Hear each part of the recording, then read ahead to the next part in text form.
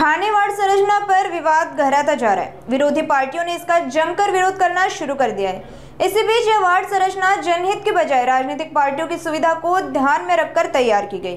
यह गंभीर आरोप लगाते हुए शरद पवार गुट के विधायक जितेंद्र आव्हाड ने वार्ड संरचना के ढांचे पर ही सवाल खड़े कर दिए। नाही, आयुक्तांच्या उत्तराची काय वाट आम्ही बघणार नाही। काय आयुक्त किंवा तिथे समोर बसलेले जे अधिकारी ते शासनाचे प्रतिनिधी आहेत। शासनाचा प्रभाग रचनेवर प्रचंड दबाव आहे आणि त्यामुळे प्रभाग रचना ही नागरिकांना न्याय देण्यासाठी नाही तर राजकीय पक्षांच्या सोयीसाठी बनवलेली आहे। प्रभाग रचना करताना निवडणुका हा जरी डोळ्यासमोर ठेवला तर त्याचा केंद्रबिंदू हा जनता म्हणजे नागरिक मानला गेला पाहिजे। तुम्हाला नगरसेवक नाही बनवायचे तर प्रभाग रचनेद्वारे जनहितासाठी करण्यात येणाऱ्या कामांची सोयीसुविधा कशा नागरिकांना उपलब्ध होतील याच्यासाठी प्रभाग रचना केली जाते। पण ह्या प्रभाग रचनेमध्ये जे मूळ ज्याला प्रगणक गट म्हणतात की ज्याद्वारे लोकसंख्या निश्चित केली जाते ती आम्ही मागायला गेलो असतो, ज्याच्या आधारावरती प्रभाग रचना झाली आहे ते देण्यासच नाकार दिला। जर ते प्रगणक गट जर समजले नाही तर कसं काय होणार। दुसरी गोष्ट, ठाणे शहरामध्ये वॉर्ड बनवताना एक अधिनियमामध्ये सूट देण्यात आलेली की तुम्ही 10% अधिक किंवा 10% जास्त म्हणजे 100 जर तुम्ही पकडलं तर तुम्ही 90चा एक नगरसेवक करू शकता किंवा 110चा एक नगरसेवक करू शकता। पण ह्याच्यामध्ये मी हे पत्र दिलेलं आहे, ह्याच्यामध्ये आपल्या लक्षात येईल की ठाणे शहरामध्ये बनवत असताना सगळीकडे 90% जवळपास नगरसेवक आणून ठेवले म्हणजे लोकसंख्या, आणि तेच कळव्याच्या पुढे गेलं की जिथे साधारण इथल्या सत्ताधाऱ्यांच्या विरोधात मतदान होतं तिथे मात्र 110% पार नियम मोडून 111% सुद्धा लोकसंख्या धरलेली। त्यामुळे ह्या पूर्ण प्रक्रिया ही राजकीय सूडबुद्धीने राजकीय अभिनिवेशाने बनवण्यात आलेली आहे। जो कॉमन न्याय धरला जातो की निवडणुका या फ्री फेअर ट्रान्सपरंट झाल्या पाहिजेत, हा कुठेही प्रभाग रचनेत दिसत नाही। ही प्रभाग रचना ही वोट चोरीपेक्षा भयंकर आहे। ही नगरसेवक चोरी करण्यासाठी म्हणून केलेली प्रभाग रचना आहे। आधीच नगरसेवक चोरण्याचे प्रकार किती चालू आहेत ठाण्यामध्ये आपल्याला माहितीच आहे, यात काही वेगळं सांगायला नको। पण आता मात्र प्रशासनाला निवडणूक आयोगाला हाताशी धरून प्रभाग रचनेच्या माध्यमातून आपली राजकीय सोय करण्यासाठी म्हणून ही प्रभाग रचना केलेली आहे असं आज सगळ्या राजकीय पक्षांच्या प्रमुख लोकांनी सांगितलेलं आहे। आमचा या पूर्ण प्रभाग रचनेलाच आक्षेप आहे। तसंच प्रभाग रचना जाहीर झाली, आक्षेप मागवले, त्या दिवसात होते गणपती, लोकांनी आक्षेप कधी घ्यायचे म्हणजे लोक गावाला गेली होती ती काल परवा लोक गावावरून आलेली आहेत तर आक्षेप घेण्यासाठी अभ्यास करावा लागतो। जर तुम्ही वॉर्ड बनवला कसा हीच माहिती द्यायला तयार नाही तर मग आक्षेप कशावर घ्यायचे।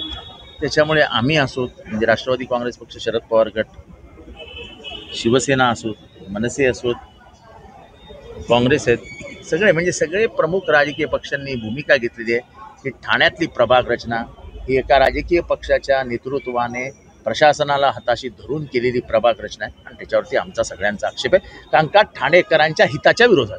सर, संजय शेट्टी देखील या संपूर्ण बैठकीला होते, आपण विश्वास व्यक्त केला संजय शेट्टींना संपूर्ण ठाणे मानले। असं मी संजय शेट्टींना साधा प्रश्न विचारला की येऊर गावाला, येऊर डोंगरावर आहे, कोकणीपाडा म्हणजे टिकुजिनी वाडीचा भाग जोडण्यात आलेला आहे। येऊर आणि टिकुजिनी वाडीवरनं जाणार कसे 4 डोंगर चढून? म्हणजे त्यांना माहिती आहे कोकणीपाडा कुठे हे पण संजय शेट्टींना माहिती आहे आणि येऊर गाव कुठे ते पण त्यांना माहिती आहे। कसं जाणार? कोलशेत गाव एक गाव, त्याचे 2 तुकडे, कोळीवाडा, ठाण्यातला कोळीवाडा एक गाव 2 तुकडे, सिद्धार्थनगर मागासवर्गीय वार्ड त्याच्या मागासवर्गीयांमध्ये 2 तुकडे, म्हणजे मागासवर्गीयांनाही न्याय मिळू नये म्हणून प्रभाग रचना करता तुम्ही। प्रभाग रचना करत असताना सामाजिक समतोल साधला गेला पाहिजे, हा एक संविधानाने दिलेला नियम आहे। ही सामाजिक समतोल न राखता तुम्ही SC STचे पण वॉर्ड म्हणजे आपल्याला सोयीचं कसं होईल याच्यासाठी प्रशासनाने करून एका राजकीय पक्षाला मदत केली। सर, जिथे 2 कोळीवाडी झाले त्या ठिकाणी FSI पण द्या असं प्रकारची मागणी। हां, जसं मुंबईमध्ये कोळीवाड्यांना गावठाणाचा वेगळा FSI आहे, तो द्या ना ठाण्यातल्या गावठाणाला। एवढंच जर तुम्हाला प्रेम आलंय की 4 वॉर्ड आम्ही एका कोळीवाड्यात नेलेत तर मग त्यांना FSI पण द्या ना। एक गाव तोडतात का कुठलं? त्यांची लोकसंख्या काय, कोलशेतची लोकसंख्या काय 20,000च्या वरती नाही. तुमचा वॉर्ड 40,000चा आहे. कोलशेतला एक नगरसेवक का नाही दिला मग? हे फक्त राजकीय सोयीसाठी आणि इतर पक्षांच्या वरती राजकीय सूड उगवण्यासाठी म्हणून केलेली प्रभाग रचना आहे. नाही, आता मी निवेदन तुमच्या हातातच देतोय. या निवडणुकीमध्ये गणित दिलेलं आहे की कुठल्या गणिताने तुम्ही चुकलेले आहेत, एका वॉर्डात किती, सगळं जे जे निवडणूक लोकसंख्येचे निकष जे आहेत ते दिलेले आहेत. त्याच्यात वॉर्ड दिलेले आहेत की काही वॉर्डमध्ये 111% वॉर्ड झालेला आहे, काही ठिकाणी 89% वॉर्ड. 89% वॉर्ड बनूच शकत नाही, तो कायद्यानेच परमिसिबल नाही.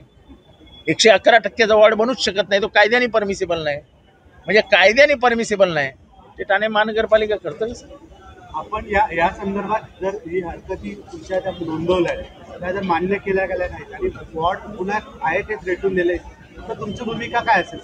आमचा आजही न्यायदेवतेवर विश्वास आहे, भारतीय न्यायव्यवस्थेवर विश्वास आहे. आम्ही न्यायाला जायचं. जनतेची लढाई आहे.